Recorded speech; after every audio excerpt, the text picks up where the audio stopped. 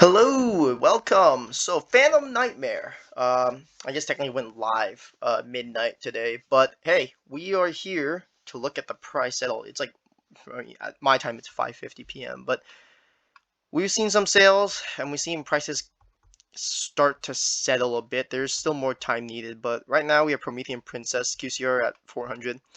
What's 500 on pre-sale? And then quickly went down. Although this is still a lot of money to be honest. I think this is a little too much. This isn't as generic. You're not running this in non-fire decks, to be honest. Maybe someone will allow out like fun tech and stuff, but in general, you're not.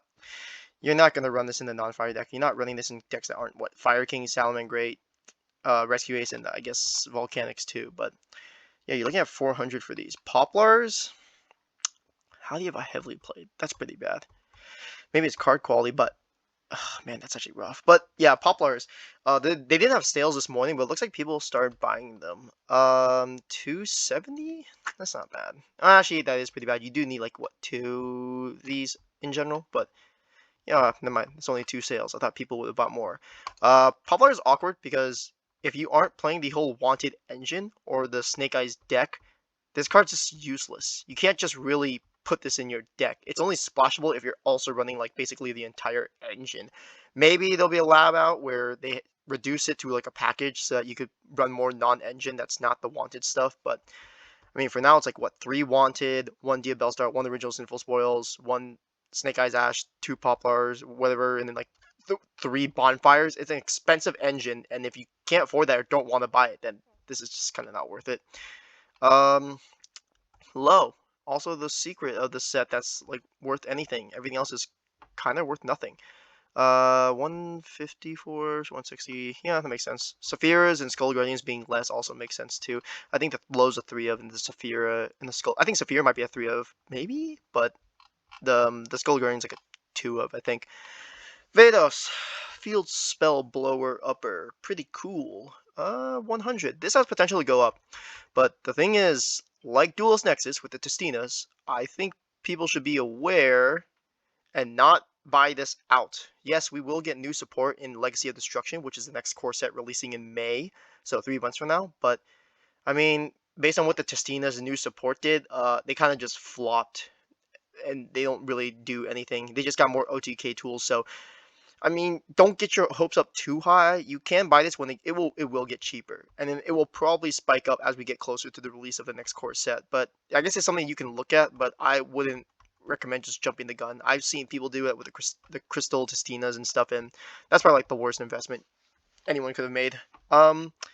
You Bells. I mean, this is an anime. This is a GX card, so that's pretty cool, or a GX retrain, I guess. But 109, 110, that's a prize. I imagine a lot of these cards will probably go down over time, especially since the only people listing are people who bought at sneak peeks or got cases early. But then starting like next week or so, people will be getting like their cases. Like the rest of the regular people who just bought cases online, they'll get them like next week. So you'll see more listings by then. But these are prices that you just want to keep in mind of because some of these might just go up really fast. So it just depends on what cards you need and how badly you need them. I know there is a YCS later this month, so if you're attending like big events like the YCS or even regionals, and these are just sometimes you just have to consider getting these cards now instead of later. Sometimes you wait too long and they end up spiking up way too high, but maybe you're lucky and they just go way below. EMP Meow Mine. I feel like I should look at the ultras instead. This is just a QCRs though. But Myanmar I feel like has some decent potential. I think of this set more as like Cyberstorm Axis, where there are only like a few secret ultras that were worth anything, but then over time, like later in the year, there were cards that spiked up, like Tillerman Kashtira, for example, went up. Even Kashtira Rise Heart went up because it was just it's a fire tech that you could play in. I think Fire Kings. I don't think they do it anymore, but it was just sudden tech that you could play in it. Magicians and Bonds and Unity. Yeah, in a set that's not as bad as Dune, this is not the best QCR. I think it looks like one of the better ones of the three so far, but kind of like how the Agov is like, excuse me, one of the cheaper QCRs of the set. This is not the cheapest. This is like in the mid-range price, but when you have like cards that actually have value, like Secrets and Ultras, even if it's only a few of them, it kind of pushes the price down. Like this QCR in particular. So I mean, you can't wait. I think it'll definitely go down. Just know there is one more Magicians of Bonds in Unity next set, and that's the last one. And I believe they move on to the Blue Eyes one. I don't remember what they call it, but I know it's like a Blue Eyes card. So I think they're doing QCRs again after Legacy of Destruction. Low Prayers of the Voiceless, the only card that's worth. Okay, so we have to look at these right now. Pack Master. All of these QCRs though are definitely going to go down. I'll get to these in a bit though. Horus, I don't even think you play this card at all. I think this is way too expensive for what it's worth. Magispectors, Kieran is not unbanned in the TCG, and I don't think they got unbanned in the OCG either. But that kind of hurts the Magispector decks as a whole. So until Kieran gets banned, these are probably not going to see that much play. Once Kieran gets banned, though, if Kieran ever gets unbanned, like or even like put to like limited, these will definitely spike up all the Magic Spectre cards, including this and Ryu, which is in the XC in this deck. Princess. I think we'll just start with these. Low. This is like the only secret that's really worth it. Like you're spending about 75 a box on average. Some stores sell them for like 90, some for 80, 85, whatever. But like a lot of stores will sell boxes for like 75, and I believe that's how much a box was that we just looked at. It was like 75, 76. You're basically having to pull low, or you're having to pull like popular and princess just to like break even. Low is 64, so she hasn't actually changed that much. This is TCG pre-sales, by the way. On like Gamers Rights and like other sites, the average price of low was about like 65 overall, I guess. But I mean, TCG pre-sales are always what's the term for it? They're always overpriced, and there are idiots in the community. No, I mean you can take all the offense you want. There are just idiots in the communities who will buy pre-sales for absurd amounts. So, I mean, I would never follow the trends of like the price. I would never buy cards in pre-sale from sites like this, though. As much as I use TCG Player, just their pre-sales are always so bad. But yeah, low 64. It's going up to 65. If Voiceless Voice does have a meta impact and ends up being like tier 1, right? This card I can definitely see going up. And this is like a 3 for the deck. So this is something you'll want to keep an eye on if you're playing Voiceless Voice. Snake Eyes Poplar. 60. Wow, surprised. I don't know why you're listing at $60 for a lightly played, but sure. I mean, I guess the rating kind of tells you everything, but I mean, it is what it is, I guess. 60 for a Poplar there. Yeah, you're playing like 2 of these. I believe it's 2 at most. Even in a Snake Eyes Pure deck, you are just playing, I believe, 2 of these because you have tons of ways to search it. It's a good card, right? A lot of people aren't eating it, but once the fire format dies, like, so will this card. I mean, the Wanted engine, I doubt they're ever going to hit any of the cards because we do have more lore cards coming, but, I mean, once the fire format dies, people are less likely to play the Wanted stuff. Plus, the rest of the Wanted stuff is going to be reprinted later this year. They were reprinted in AGOF, which is quarter 4, so I believe they're going to mostly be reprinted in the Megatins later this year, which I think it's August or September of this year. Promethean Princess. These were like 55 for a while on the pre-sales. I mean, at the height, I guess, yeah, but no one's buying at that price anyways. Princess is about 45, 46. Not bad. Not bad. I think this should be way less, to be really honest. Again, you're only playing this in like fire decks realistically. It's not that it's generic to make, but it's not generic to really use. I I I think this is like way too expensive for what it's worth. It's a good card. It's a great card even, but only for fire decks. So, but it is what it is, right? People gotta have their cards down, so they'll buy it at whatever price. The rest of these QCs are so garbage. Iron Thunder, it's like a what? It's like a Judgment, but not. Psychic Processor, Metamorphosis. Okay, so we get to the actual secret rares. Vados, right? Saphir, that's just a voiceless voice card. Vados has potential. This is Field Spell Destruction. You can use this against like Fire King. It is like a potential tech card, right? Uh, but I don't know if it's really worth slotting into your like side deck for this. But that said, $13. This card is definitely going to go up when the new Ashen support releases in Legacy of Destruction. Again, this is this is a card to keep an eye on for sure. Whether it stays at a high price or not, I don't know. I don't really have high hopes for like first wave support for like TCG exclusives, but maybe they prove us wrong. But or maybe it just ends up being like Testina's. The Goblin stuff. From what I've seen, they're like okay, but I don't know if they're really that impactful in the meta. These are definitely going to go down. Oh, this is also the promo. My mistake. I mean, the promos is always going to be more expensive than the secrets, anyways. Black Goat Laughs, also known as Rumple Twofold, I guess originally. At least we were fan translating to. It's a good card, but it's not really worth that much. You're only playing it in like lab and stuff. You're only playing trap decks, and that's also only if you're playing rollback, I guess, because you can just send it off. You declare two monster names. Can't like summon them, whatever. Can't use their effects. Who cares? It's also a trap though, so it's pretty slow. So unless you're playing like labyrinth, trap chicks and stuff, it's not really worth running.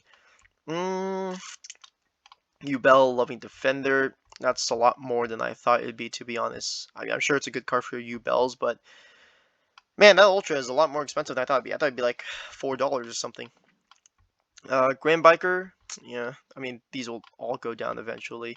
It is only day one, so eventually these prices will definitely go down over the next few days. And then it kind of depends on the meta, though. It depends on if they have like more results that show up. Maybe someone plays like the Vitos like side tech card and they win like a regionals or YCS, and then bam, everyone buys it out because hey, this card's super good, so I might as well buy it out to either price gouge or play it in my deck. I don't know. Iron Thunder, yeah, that's whatever. Skull the Guardian, this was like $7, $8 on pre-sale overall, like if not 10, I guess. I think at the highest I saw was like 15, but yeah, look at this now. It's like $4. Man, these are so bad. Metamorphosis is interesting. I think this is like this has to be labbed out, but I'm sure there's a use for this, right? I mean, no one thought duality would do much. It had an interesting effect, and then well, Joshua Schmidt wins a YCS with it, and then everyone buys it out. This is a tribute one fusion of synchro or synchro, by the way. Doesn't have to be both, just one of them. Special summon a monster from your deck at the same level, but return it to the hand during the end phase. This has a lot of potential tech for like fusion synchro decks. So you probably play this in branded, play in like Manadium, play it probably like Synchrons. Like there's a lot of potential here. I think it just needs to be explored more though, is the problem. But yeah, right now it's just really cheap. Horus, this is way too expensive. I've seen a lot of deck lists. They don't even, if at most they run this at 1, but even then I've seen a lot of lists, especially at like locals, where they don't even run this at all. There's no point. You're not running this in the Horus engine, and I mean, no one's playing like a Horus deck. So, Magic Spectre, Orthus, I saw a lot of these pulled, but I mean, what do you want? It's a Magic Spectre card, and Kieran's still banned, so whatever. Bigabunga is like $3. Fine, I guess. EMP Meow Mine. I think, because I was gonna mention this. This card, it has that potential, right? Link monsters on the field or either graveyard, you can special summon it for free. For free, right? It's a hard once per turn, but I mean that's just free, right? And then if you ban it, you can banish from your card, right? If link 2 monsters you control is sent to graveyard, banish face up. So obviously, IP in the art, you're using this with IP or SP. You just banish this, and then you can target a card your opponent controls and then bounce it. That just sounds super good to me, but maybe I'm wrong. I just think this card definitely has potential. So this is something to definitely keep an eye out for. It's about $3 now, which is actually not bad. You're paying like less than 10 for a playset. Although I think this will probably go down in the coming days anyway. So you can wait. It's not like a mandatory thing. This is also unironically sprite tech. So I mean, there you go. If you're playing sprites, then nice. You have a new tool to use. Looking at Vedas, yeah, Vedas is just whatever. Doug the Charger. It's actually interesting that Boone the Mock Speed didn't get rarity bump, and it's just a common. I feel like Boone. I mean, Doug the Charger is good, but it's good for goblins. You're searching any goblin, I think. But I mean, Boone the Mock Speed is more generic. You just send it off to graveyard to you detach an X Seed material from any X Seed monster in the field. But hey, it's a common, so I guess that's good. Packbit, I think it's like a Centurion card, right? I mean, whatever. No one really cares about these cards. The Raid Raptors. I've not seen anything about the Raid Raptors at all. I don't even know. If I play against a deck, I'd probably just scoop. I don't want to read what they do. Psychic Processor. This is also something that has some potential as well. You banish this, you control special up to 2 Machine, Psychic, and their sidebars from your hand, and they can attack directly the turn. Because technically you could normal this, then go effect, banish, special, like attach to your Unicorn and Fenrir, I guess. That's one thing you could do, but you're probably more likely playing this in Machines and Cybers anyways, because it is a level 3. If only this was a tuner, though. If only this was a tuner, that would be so much better, but whatever. Then you have Magic Sector Ryu. It's gonna be less than $1. The problem with this set is there's just the only value is like low, populous, and then princess, right? And everything else is worth nothing. Like this Carnot thing, it has an easy summon condition, but man, this thing is still pretty garbage. It's just basically a huge beat stick. Although I guess it's level 10, so you could use it as like a link material, I guess. Or if you get like a level 2 tuner, you can go into like a 12, which is not bad. But oh man, there's like not a lot of value in this set. There's only a few cards that are worth it. But there's also some potential for things to go up. Legacy of Destruction, on the other hand, and I might make a video on that set specifically, but honestly, early looks is the set is pretty garbage, which is kind of nice because if we have a bad set, then we don't really have to pay attention to it much. You don't have to really spend a lot of money on it, which is kind of nice. But maybe I'll just save that for another video because there are so many thoughts I have on the next core set, right? But I mean, that's pretty much it for this market watch. I was just going to cover Phantom Nightmare. I mean, over the coming days, we'll see some more price fluctuations. This is still just day one of the official release where everyone can start listing. Because before it was just like verified vendors and stores and stuff. But I think a lot of these prices will go down. You'll have Poplar and Princess and Low go up, but it kind of depends on the results for the new format. As we see more and more regionals and YCSs and big events happen, and we see more of the top deck list. But there's potential in this set, but I still don't think it's worth it. I think people, if you got a case, me included, you kind of just neg. But speaking of cases, I will be getting mine soon. I want to record a case opening, but I just need to figure it out because the last time I tried, it just wouldn't upload. I think it was too big in size, so I'm gonna try and figure that out so I could do an actual case opening because I feel like watching case openings is better than watching box openings. But with that said, that's the Market Watch. Hope you enjoyed it, and I will see you guys next time.